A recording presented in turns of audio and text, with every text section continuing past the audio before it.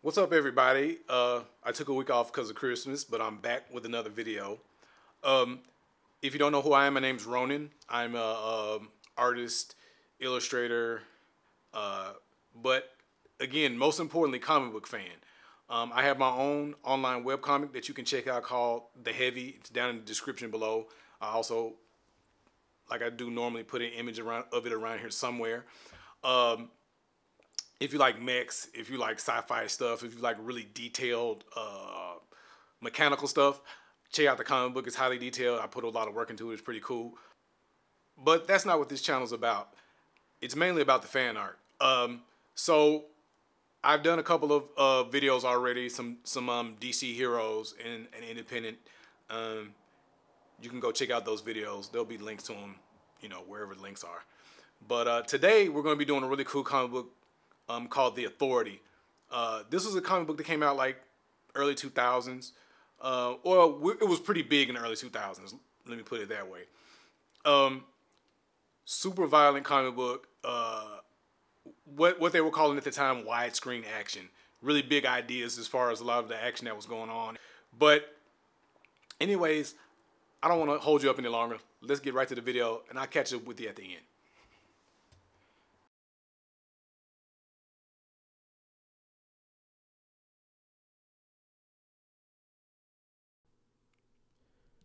So today I want to talk about a really cool comic book from around 2000 called The Authority. Now this is a volume of The Authority I'm going to be talking about is the Mark Millar, Frank Quitely run. I'm not going to be talking about the Warren Ellis and Brian Hitchell run that was before this one. Although I'll probably get around to that at some point because it was pretty cool as well. And they're pretty similar in their scope and their storytelling. I just like this team of creators a little better. But it's not that they're necessarily better, it's just a personal preference. So The Authority is technically a DC comic book, although really it's under Jim Lee's imprint of Wildstorm, which was started at Image, but then DC bought Wildstorm. So I guess technically I am reviewing another DC book. And it's sort of a pseudo spinoff from a previous title called Stormwatch.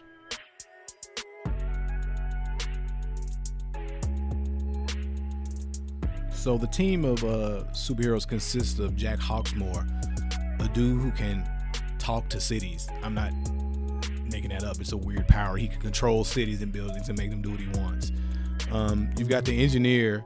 She has liquid nanite robots for blood. So she's basically like this kind of transformer character. She can transform into anything. She can make her arms into guns. She can, you know, grow wings out of her back or whatever.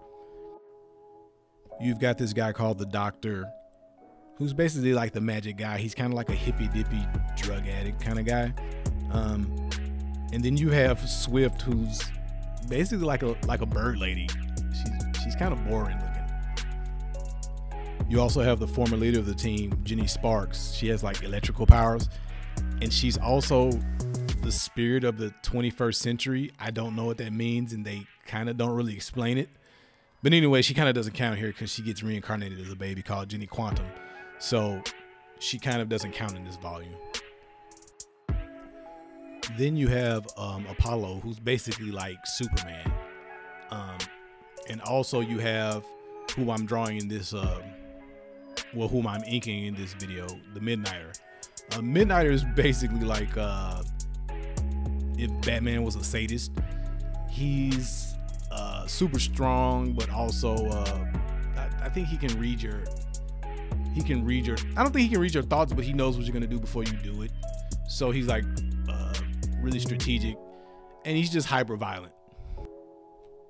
And I don't usually go in for a lot of this kind of hyper violent edgelord kind of stuff that a lot of the British writers do, but I don't know, the Midnighter's just cool.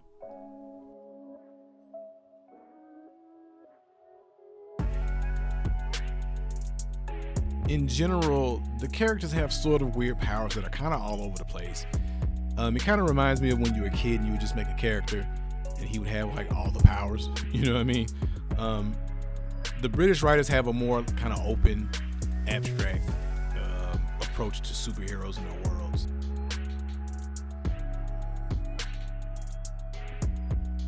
And the reason why I'm not really doing a whole, drawing of the team is because,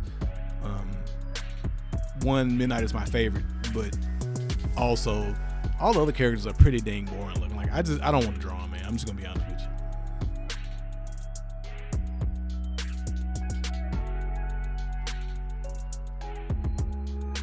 Now, the Midnighter and Apollo are really interesting characters, not only because they're basically the two coolest characters in the Authority, but they're also, from my understanding, a very early depiction of a gay couple in a superhero comic. Again, this came out around 2000, so this has been a good little while.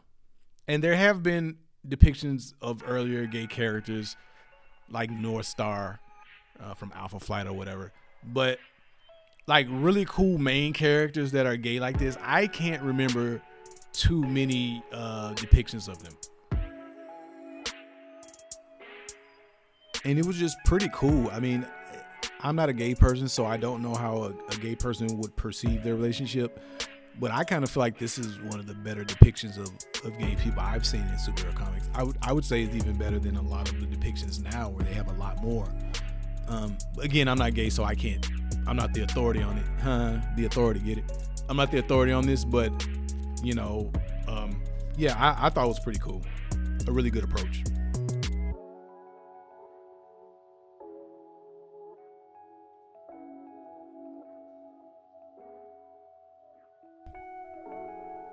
So in the comic, the Authority takes the sort of realistic superhero idea and cranks it up to like 11.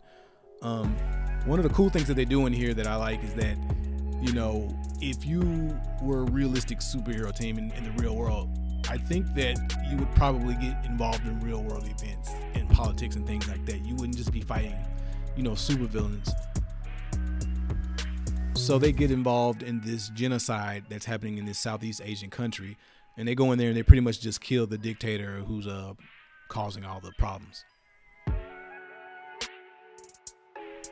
And after they do this, they kind of become celebrities. And also, now that I think about it, this is probably one of the earliest depictions of superheroes as celebrities that I've seen as well.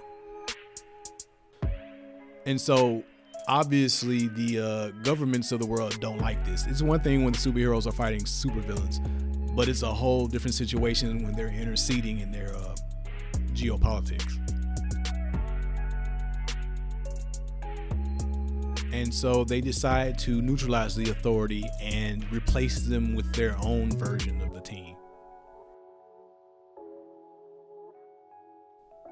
And the guy that they choose to neutralize the team, man, I gotta tell you, this is a bad guy.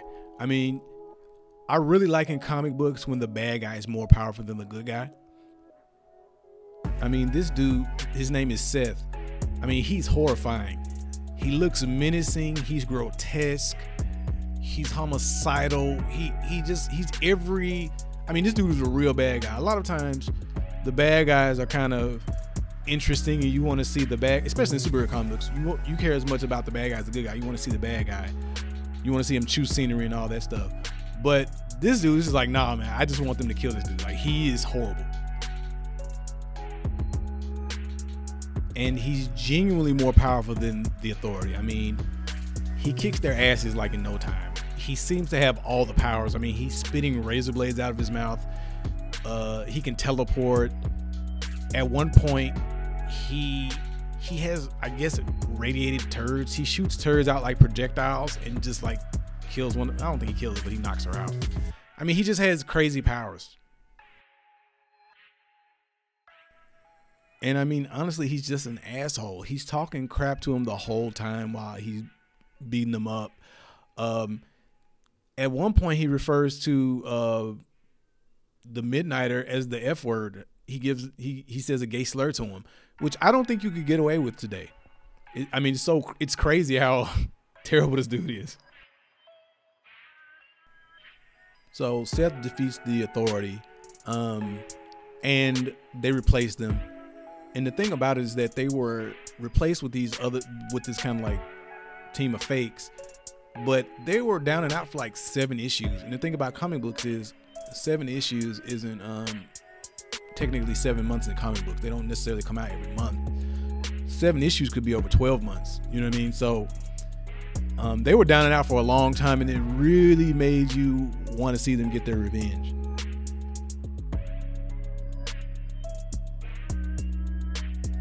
And of course, they do get their revenge eventually, in super violent fashion. I won't spoil it for you. You should go track it down for yourself. It's a pretty cool comic book.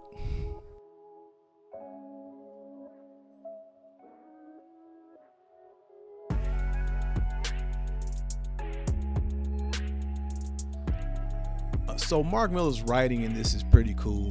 I mean, it's very straightforward as far as it's more about the ideas, it's more about the plot, it's more about the crazy concepts and the action.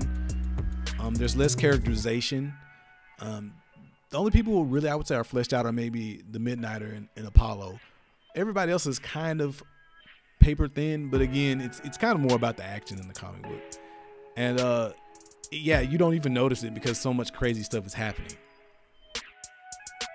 I mean, if you read previous issues of The Authority or Stormwatch, I'm sure the characters are more fleshed out and you know if you like them or not. But when Millar took over in this volume, it was just go, go, go.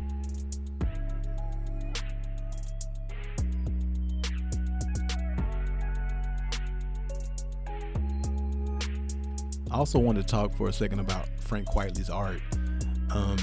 He's a really interesting artist. I get more of a feeling that even though he's been drawing comics forever, I kind of feel like he's more of an illustrator than a comic book artist.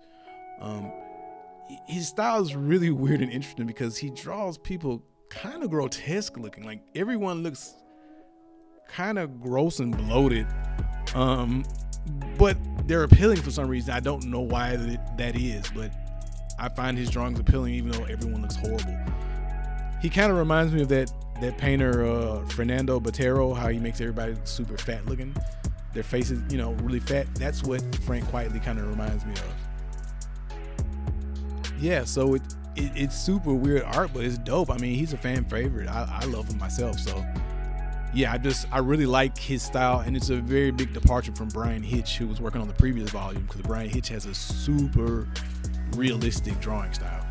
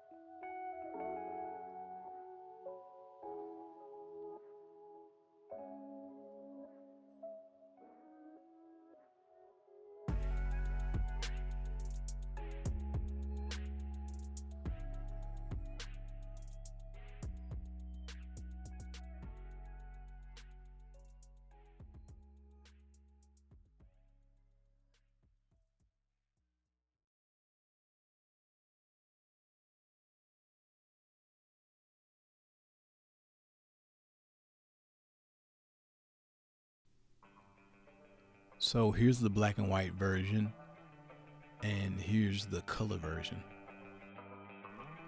So this was kind of interesting to draw. I had to use solid blacks. I don't like to really like do shading and stuff with my blacks.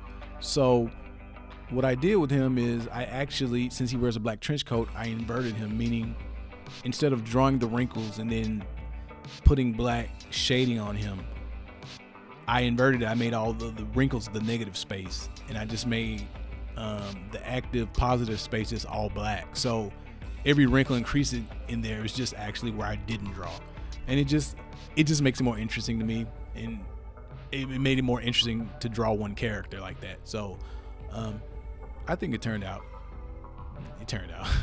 Anyways, I'll be posting this on my Instagram account, so go over there, give me a follow. I'll be posting other pieces of work as well.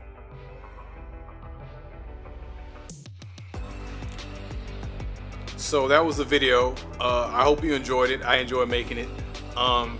Like I said, The Authority was a really cool comic book, and you should check it out. I think you can find some of the volumes on Comixology. And I'll probably be doing revisiting The Authority, because the Warren Ellis Brian Hitch run was pretty cool too. That was before that one. So I'll probably be going back to it. Next week though, I think I'm gonna be doing another indie comic, so make sure to come back for that. So, you know, like, subscribe, comment.